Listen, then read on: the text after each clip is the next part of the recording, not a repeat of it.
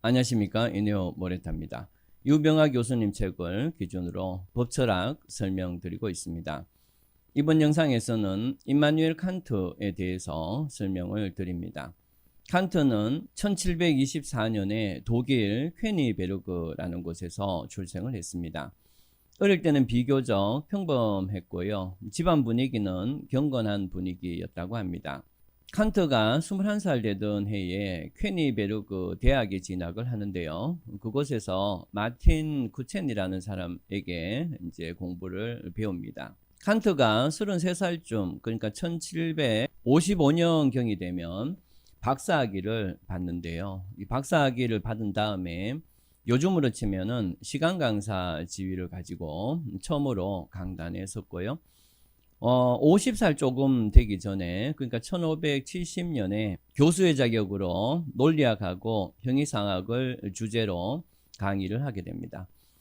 그로부터 11년 후에 여러분도 잘 아시는 순수이스 빙판이라는 것을 1781년에 출판을 하고요. 그로부터 다시 7년 후에 실천이성 비판이라는 것을 1788년에 출판을 합니다. 1790년에 판단력 비판이라는 책을 출간하고 1795년에 세계 평화론을 발간한 다음에 1804년에 사망을 하게 됩니다. 칸트가 살던 시기에 동시대에 있었던 철학자들을 잠깐 설명드리면, 우선 1724년에 이 사람이 태어났다고 했는데요. 1727년에, 그러니까 태어난 지 3년 지나서 영국의 뉴턴이 사망을 합니다. 또 1749년쯤에 괴테가 출생을 하고요. 또 1756년에는 모차르트, 1770년에는 베토벤이 출생을 하는 그런 상황이었고요. 그 다음에 이 당시에 프랑스에서 루소가 거의 동시대를 살고 있었습니다. 이 당시에는 이제 프랑스 시민혁명이 발생을 하고, 그 다음에 나폴레옹이 집권하던 그 당시에 이 사람이 사망을 했는데요. 어쨌든 이 사람이 살던 시기가 그러한 배경 속에서 있었다. 이것을 여러분들이 아실 겁니다. 칸트의 철학적 배경을 먼저 설명을 드리고, 그 다음에 칸트의 인간관 또 국가관을 설명을 드리면서 그 안에서 법철학을 함께 설명을 드리도록 하겠습니다. 그러면은 칸트의 철학적 배경부터 간단하게 설명드리는데요. 여러분들이 칸트의 주장 내용을 전체적으로 이렇게 조금 넓은 선에서 이해하시려면, 칸트가 관념론이라고 하는데 정확한 용어는 낭만적 관념론입니다. 낭만적 관념론에서 낭만적이라는 말을 여러분들이 좀 정확하게 이해를 하시게 되면 칸트 이론의 전체를 조금 잘 이해할 수가 있어요. 이 낭만적이라는 말은 여러분들이 학교 다니면서 인간의 감정을 잘 묘사하고 또 남녀 간의 애정을 주제로 해서 쓰여진 글, 이런 것들을 주로 낭만적이다 이렇게 알고 계셨을 수도 있는데요.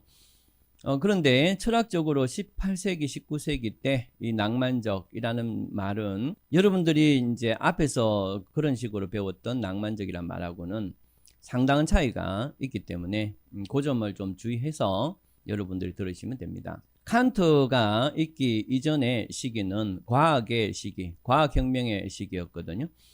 뉴턴이 칸트가 태어난 3년 후에 죽었다 이렇게 말씀을 드렸는데, 뉴턴은 영국 왕립과학원이라는 곳에서 수장을 했던 사람입니다. 정치적으로 상당한 권력을 갖고 있었을 뿐만 아니고요, 현실적인 사회에서 이 뉴턴의 말은 상당히 영향력을 갖게 되는데요. 왜 그런가 하면은 이 당시에 식민지 무역 이걸 통해서 굉장히 멀리까지 항해를 했어야 되고요. 산업혁명이 일어난 이후에 과학적 원리나 과학적 도구에 대한 그러한 기대가 상당히 많았습니다. 그래서 그거를 이제 주도하고 이끌었던 사람이 뉴턴이거든요. 뉴턴의 과학혁명이 일어난 이후로 사람들은 그 이전까지 윤리적 개념이나 또 신적 개념을 버리고 과학적 지식이 곧 진리다 이런 식의 사고를 하고 있었다는 겁니다. 그런데 이 당시에 이 과학혁명에 반발해서 과학은 단순히 있는 사실을 설명할 뿐이고 있는 사실에 대해서 왜 그렇게 있다라는 걸 설명할 뿐이기 때문에 그 과학적 사고나 과학으로 밝혀진 법칙은 결코 인간의 행동, 인간이 어떻게 행동해야 될지 지침을 제공해 주진 않고 결국에는 인간 스스로가 진리를 찾아내고 그 진리 속에서 과학을 봐야 된다 해서 과학보다 인간의 사고를 더 우월시하는 것을 낭만주의 철학인데요. 이 당시의 대표적인 낭만주의 철학이 바로 칸트이고요. 그 외에도 괴테의 문학 작품이나 프랑켄슈타인이라는 책, 이런 책들이 이 당시에 혹은 이거보다 약간 늦게 과학을 비판하고 등장했던 낭만주의의 하나입니다. 그렇기 때문에 칸트도 관념론이라 하지만 정확하게는 낭만적 관념론이라는 용어를 쓰는 겁니다. 칸트는 과학이 인간의 사고를 이렇게 지배하고 인간은 역으로 과학적 어떤 법칙이나 과학적 관점에 종속되는 존재가 아니라고 봅니다. 칸트는 과학이 사물을 관찰하고 그곳에서 사물에 대한 법칙을 찾아내듯이 인간 이성은 바로 인간이 어떻게 행동해야 맞는 것인지 보편적인 윤리 법칙을 찾아낼 수가 있는 것이고, 그런데 칸트는 이 보편적 도덕 법칙을 이제 찾아가는 밝혀내는 방법으로서 우선 자연과학이 인간이 자연 사물을 볼 때 그동안에는 미신적이고 편견적인 이런 관점에서 자연과학을 봐왔는데 그러한 인간의 인식의 오류를 모두 검토하면서 자연과학적 법칙을 찾아냈다는 거죠. 그렇기 때문에 칸트도 이 보편적 윤리법칙을 찾아내기 위해서 인간의 이성이 이 윤리에 대해서 어떤 식으로 오류를 가지고 인식하고 있는지 그 부분에 대해서 먼저 비판을 한 다음에 그 비판을 바탕으로 자신의 보편적 윤리법칙을 찾아낼 수 있다는 자신의 법칙, 자신의 주장을 해나가는데요. 그렇기 때문에 이 칸트가 저술했던 책은 전부 비판이라는 용어가 붙어 있습니다.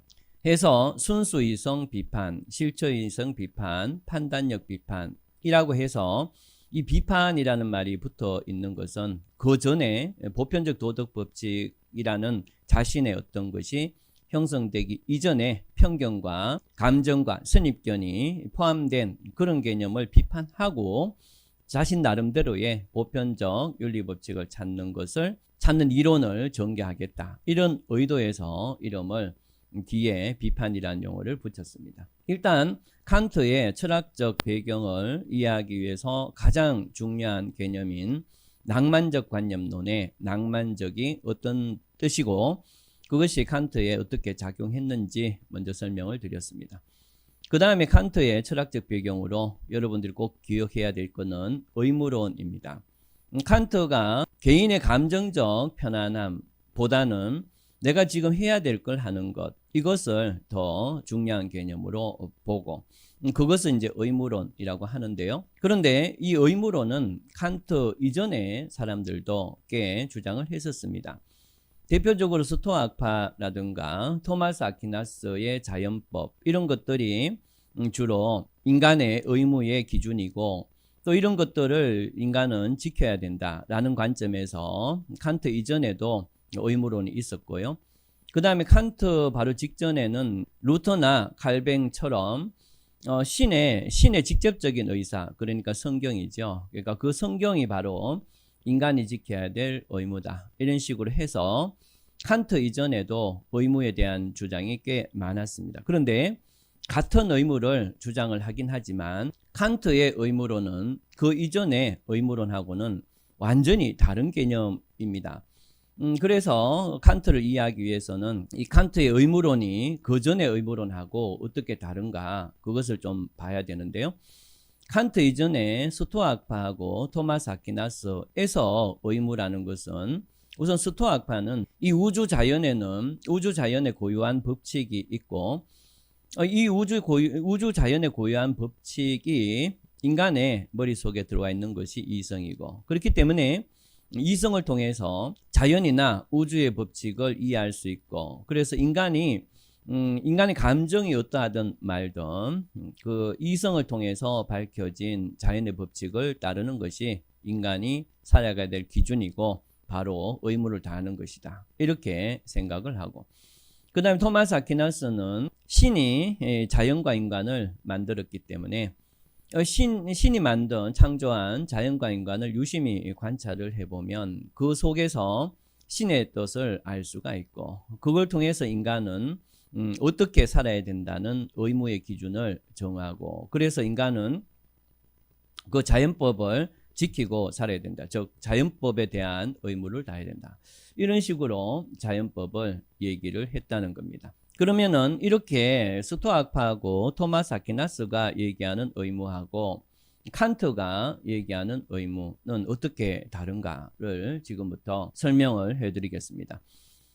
스토아파하고 토마스 아퀴나스의 의무는요, 인간이 존재하기 전부터, 그러니까 인간과 별개로 이미 이 우주에는 의무의 기준이 형성되어 있고요. 인간은 그 스스로가 어떤 이성과 어떤 감정을 갖고 있든 말든 이미 주어져 있는, 즉 신의 뜻이든 우주의 법칙이든 간에 이미 주어져 있는 그 기준을 잘 따르는 것이 인간의 의무다. 이런 식으로 생각을 했다는 거죠.